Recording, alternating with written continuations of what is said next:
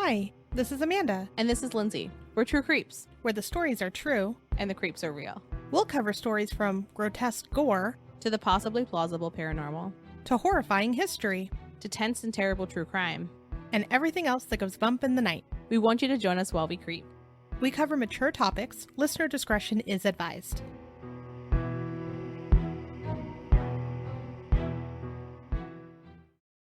Hey everybody. Welcome everybody to our 10th True Crime Digest. I can't believe we've gotten to double digits. So we're only going to be covering case updates because we've got quite a few. And originally we were going to talk about Daniel Robinson today as well, but we have so much new information that we've learned about his case that we've decided that we're going to give it its own episode. So we'll be releasing that next week. Yeah. And for this week, then, what we'll be releasing is a couple updates, as well as the second part of our Valo update that included a lot of her family members. Yeah, and that'll be in its own episode, though. So you have 2 True Creeps episodes to listen to. How exciting. What a great week. What a great week. Also, just as a note, there are some cases that we cover that have updates that we're going to cover in future episodes for time, but just, keep your eyes peeled. You'll know when you know. Things are happening. Things are moving and shaking. Yeah. So it's a lot, but all good things. So let's just dive in. We have so many. So the first thing I want to tell you about is the Cecil Hotel, also known as Stay on Main, and that's located in California, Los Angeles area. We talked about how it was haunted and how many horrible things have happened, and then Alyssa Lamb, and then how it was shut down for the longest time. And Richard Ramirez. Let's not forget him. I lumped him into the horrible things that were there.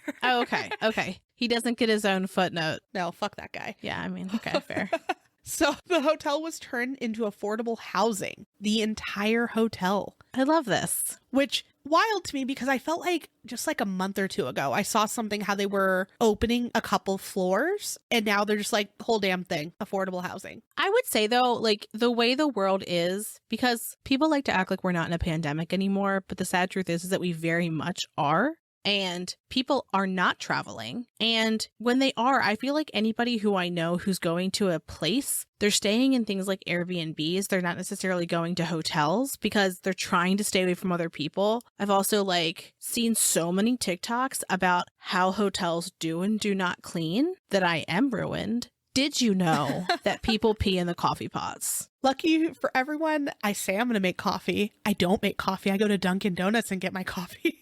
Yeah, because who wants that weird coffee they give you with the powdered creamer? Yeah, no, thank you. But now you're going to look at it and be like, ugh. Have I ever told you about ice buckets too? No, tell me about ice buckets. I refuse to use ice buckets. Even with the plastic in there, with the plastic thing? I don't know how long that plastic's been there. I don't know if that's fresh. Okay, but it's folded. Okay. It has to be freshly folded. What if they touched it? No touching your freshly folded plastic. Yeah, I mean, you don't know what people have done. Yeah, no. Because I think touch it, I'm like, oh, a little poke, but with what? Exactly. Yeah, I understand. I understand now. Okay.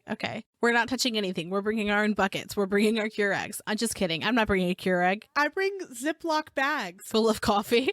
No. I don't use ice for anything I'm drinking. I'll put it in a Ziploc bag and make something cool or throw it in a cooler, but I don't want it touching anything that I'm going to drink out of or drink. I've also seen glasses.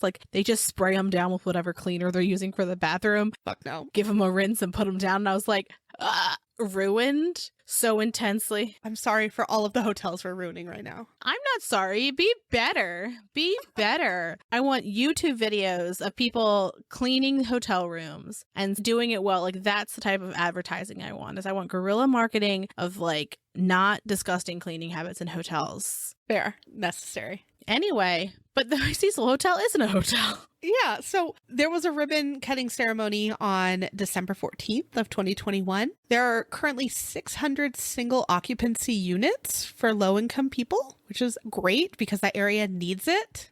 They kind of look like dorm rooms.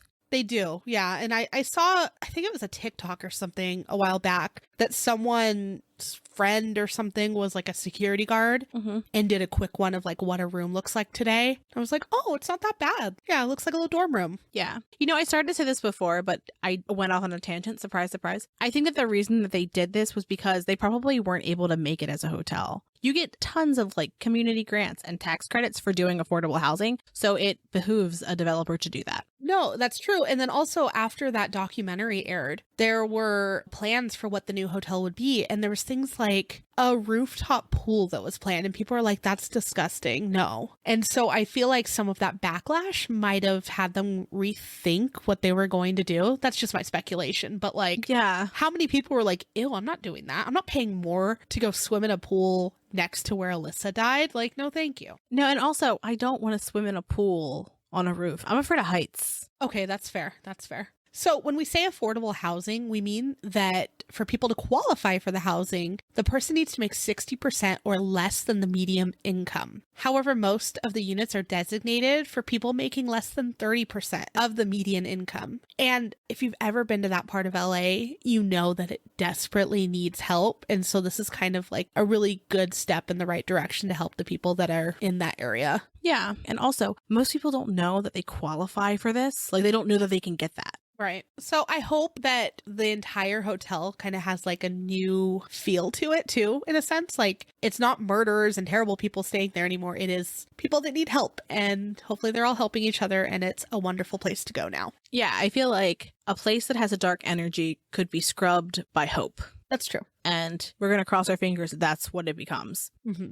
So moving on to our next update. And so we've talked about Taryn Summers and Connie Smith before in previous updates. Taryn Summers was an 8-year-old girl who was found in the back of her grandmother's Lexus. Her grandmother was Connie Smith. At the time that she originally was reported missing, 2 of her siblings were also missing. Then they found them. But her older brother, Tristan, has gone missing again, and he's been missing since early October. He was supposed to be riding to a football game on the school bus, but he left in a car, and authorities don't know whose car he got into, and he hasn't been seen since. That's horrible. Which is just so heartbreaking because we talked about it last year as well. But so there's Taryn, there's a middle sister, and then there's Tristan. And the sister died as well in an accidental drowning. So terrible. But for the case itself, the jury trial against Connie Smith for failure to notify of a death and concealment is scheduled to begin in March of this year. So it's coming up. I'm interested to see like if we learn more about the case, because it doesn't seem as though she just died of natural causes because she was 8. No. And I feel like if a child dies of natural causes when they're 8, you call the police. You don't put them in the back of your car. Right. So the next stuff we want to talk about is Jelani Day. We've covered his case before as well. Just a quick refresher. Jelani Day was living and going to school in Bloomington, Illinois. He was studying to be a doctor. He was last seen on campus August 24th of 2021, and his car was found a few days later. His belongings were found in various places, and then his body was found about a week later, floating in the Illinois River. A few months ago, there was rumors that Jelani's organs were missing after his autopsy. So his mother, Carmen, has publicly announced that his organs were not and are not missing. And his mother also had a private autopsy completed, and it revealed that Jelani's front and bottom teeth were missing. Horrific already, right? Oh gosh. That's interesting. I wonder how they were damaged. Was it like while he was alive? After? That's horrible. Yeah, and to me, what I think is that perhaps the way those teeth were broken would show how he died. That's true. That's true. Right? And even more horrific, the pathologist, when talking about this, said that his jawbone looked like it had been sawed out. That poor man. Yeah. Well, when you also mention the organs, that's interesting because I've seen some articles about, they were missing, kind of like it makes me think of Kendrick, right? It makes me think of Kendrick Johnson too. And I think that's why that caught on so quickly, because we're looking at Jelani's case, right? And we're looking at it in light of, so far, the way it's been covered is like, Jelani goes missing. There's like not this great pressure to solve it. There's not this like, oh my gosh, what was done to him, right? And then there's Gabby. Yeah.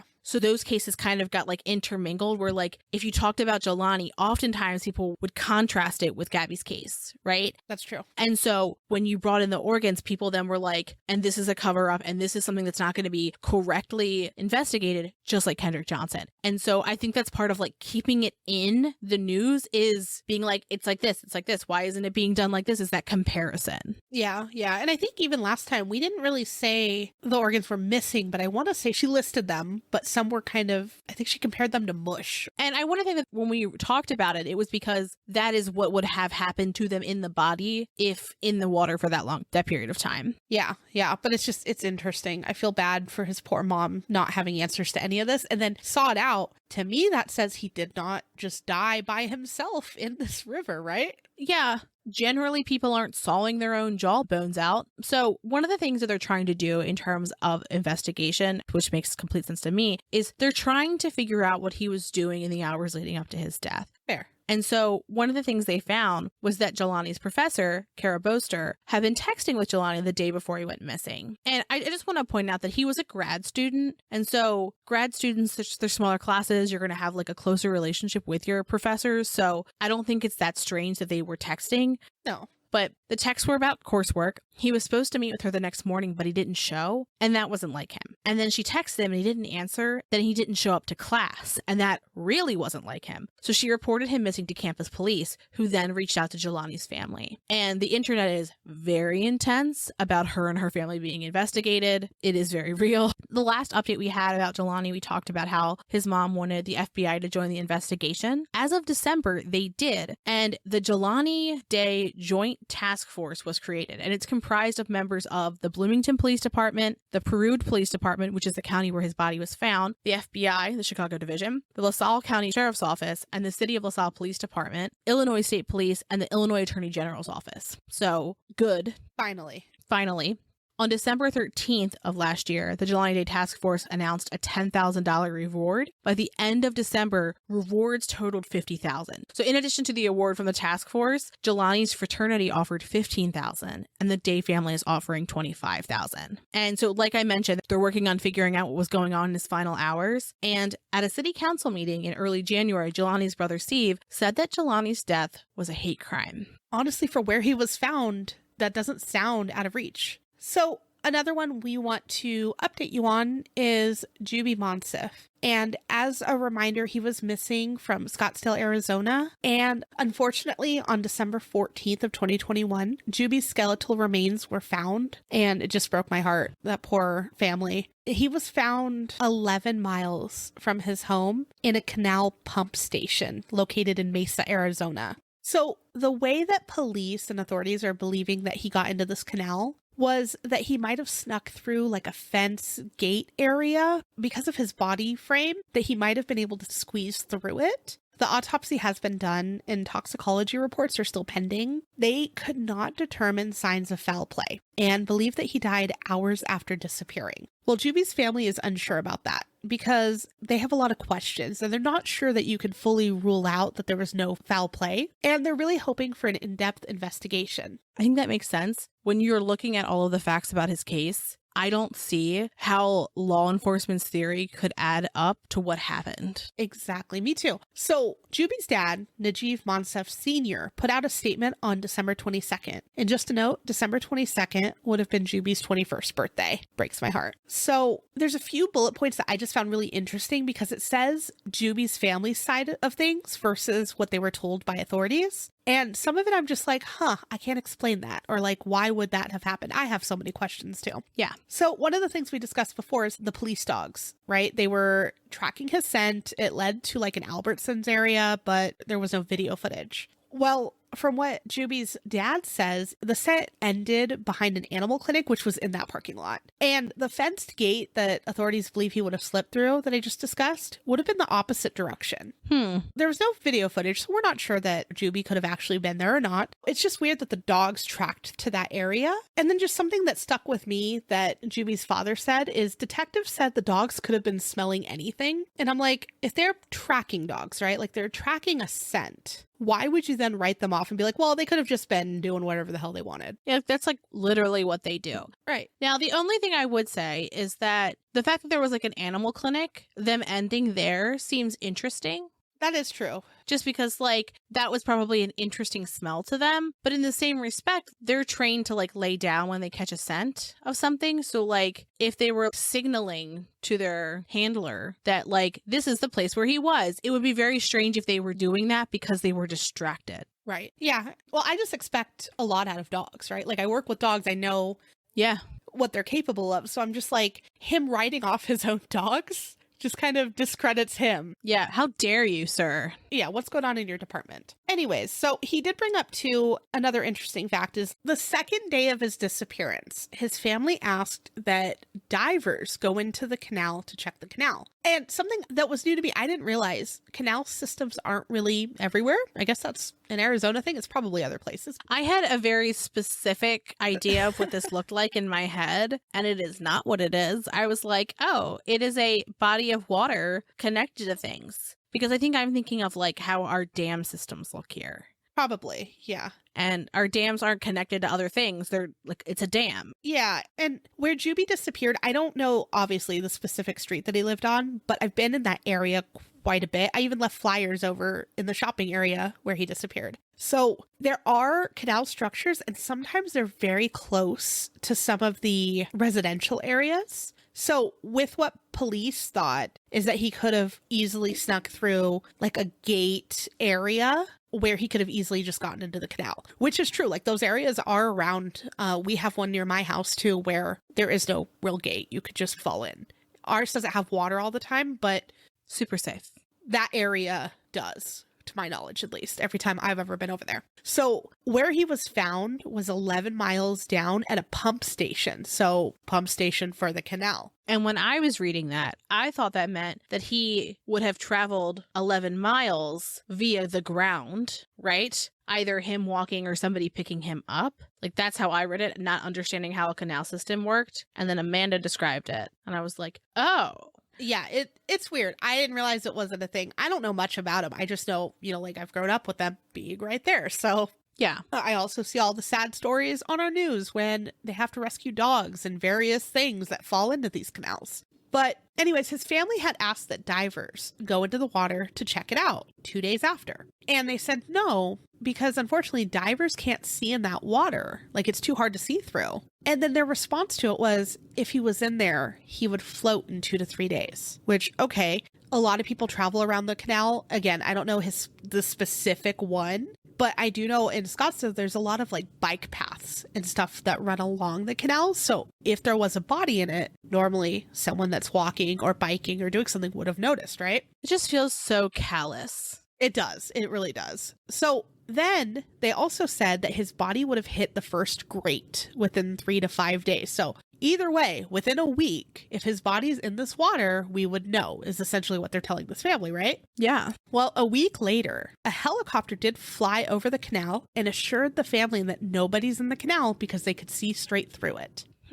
Interesting. So like if his body was in there, which the level of decay and that it was skeletalized, like it sounds like he was in water for a long time, but like how was it missed this long is my question. Yeah. So in addition, something else that his father brings up is that his family was told 2 weeks before he was found that all electronics had been checked and no evidence was shown that Jubie had contact with a stranger. But during their final meeting with police, they were told that some needed to be examined still. So it's weird that they're like, we've ruled it out, but we haven't checked. But there could be more. Right. That's weird. Yeah. So his family doesn't believe that he found, that particular area by himself. Like they're saying, oh, he went through this gate. They're like, Jubie had never been over there before. So if it's out of his routine, we don't believe that he would just walk over there willingly, go through this random gate and then fall in a canal. They believe the assumption is made by police out of convenience because then it ends the story. He fell in, he drowned, done. Yeah. Their theory is that Jubie was picked up near his house and that somebody put his body in the canal over one of the railings tied with a weight. And that would answer some of those questions, I guess, why it didn't go the route that it should have in the time frame it should have, or that it didn't float. Yeah. I mean, that would make sense. And I feel like I'm always a little hesitant to believe something that's very specific, that is unknown, right? Like, because he was picked up, murdered, thrown over a railing with a weight. Like, those are a lot of details, but I don't see any other explanation that gets you to Jubie was found here, died soon after, and was in water this entire time. Right. That isn't that. Like, that's the only thing I could think of that would make sense. Is it possible do people try to swim in those? Not really. It's hard to get out. I would never want to jump into one because I wouldn't be able to get out. But would he have thought about that? See, that's the thing. They're saying that it was somewhere that he wouldn't have gone only because he had never gone there before. And it sounds like he was like strict with his routine in a sense. Yeah, for sure. Well, and remember, he was last seen the evening of September 23rd. He was found December 14th.